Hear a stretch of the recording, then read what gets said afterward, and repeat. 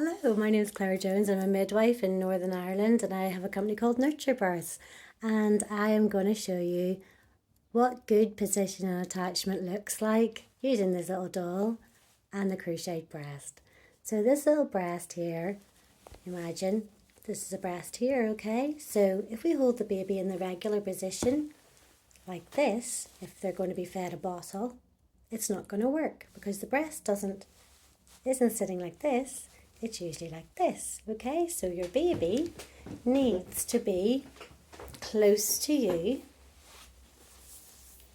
and able to get at the breast without turning their head. So if you hold them like this and turn their head around, you think, well, they're on the breast, but look at the twist in your baby's body. Their ear and shoulder are not in line, all right? And that's really important. And why is that important? It's because think about how you eat yourself. So if you're going to drink your cup of coffee, you have it right in front of you, don't you?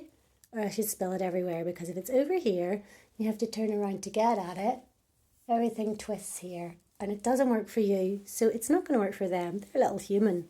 So there are other positions that will work other than that cradle hold, which I'll come back to. There's also the laid back position, which means your arms are free because they're resting on your body. Could try that one.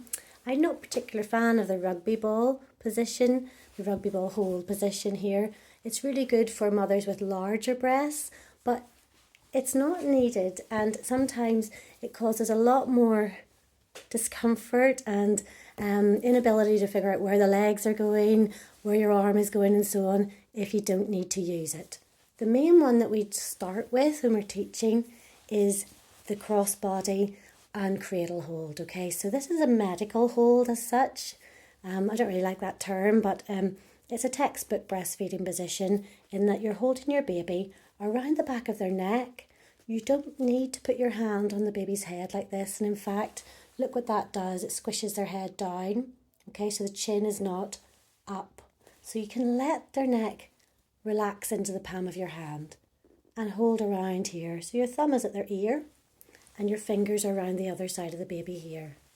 Their hands will come up and try to feed themselves, because remember, in the womb they're feeding themselves the amniotic fluid. So that they're used to doing that. They've been doing that for a very long time, and it's an instinct that's going to still be there. So gently, it's really hard to do, move their hands out of the way and let them touch onto the soft tissue of your breast. And usually they do get used to doing that. And in fact, they might start to rub and reach up your face as they get a little bit older. So they're going to start to root and look for the breast. So say they woke up and they're lying here skin to skin. Mummies will know what I mean by this. They start head butting and coming down like this. You're just going to guide baby gently down to there. You can speed that wee process up. If you left them lying there on you, they would probably find their way down to where they need to go, because they can smell you. And how do they smell you? The Montgomery glands, the little bits of gland where maybe they look like, I suppose, pores, larger pores around your nipple. There's a smell that comes from those, and you know what? It smells exactly like your amniotic fluid. It's unique to you. So they smell that, and they also, if you hand express a little bit, can smell the milk as well. So they have your baby's nose to nipple, all right? Close to mummy, all right? Head free. Yeah, you got it? And then they're going to come in with the chin leading. And how do you make the chin lead more? You push on the back of the shoulders, the chin protrudes a little bit, and the tongue comes forward, okay? And then as it does that and their mouth opens wide, you do a little soft push onto the breast. Some ladies push down on the breast like this to help touch, and that's a C shape, so you can do that. Okay, I'll pop some links in to help you with that, and up onto the breast. And then when you get more confident, move your hands around. Be careful that as you do this change of position, the baby doesn't drop down and lose the latch. So it's really good to just keep this hold while you're learning in the first few days or even the first week. And then use this spare hand here for a drink, yeah, maybe, but also to massage the breast, to kiss baby, touch baby, to gently move their hands and also maybe to massage down, breast compression, that kind of thing. Talk to your baby. And very importantly, if they start to fall asleep on the breast and none of this massage is helping, switch sides. So they talk about foremilk and hind milk. Well, I don't, because all milk is milk. So if they're feeding and sucking and swallowing, they're getting milk. If they're falling asleep and they've stopped sucking, or they're just doing tiny little sucks and it's not breastfeeding, which looks like suck, suck, pause, and the pause is where their chin drops down, then it's best to switch over to the other side where letdown may have happened and they get some more milk. They fall asleep on this side. What do? You massage down again.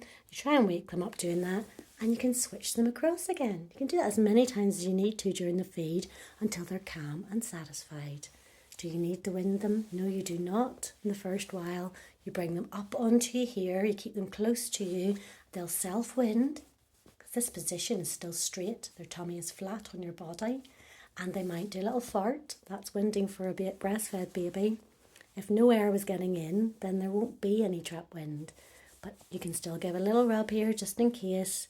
If your flow is really fast, you're really lucky that you've got a lot of milk coming there, then they might need a little break. And then they might wake up again.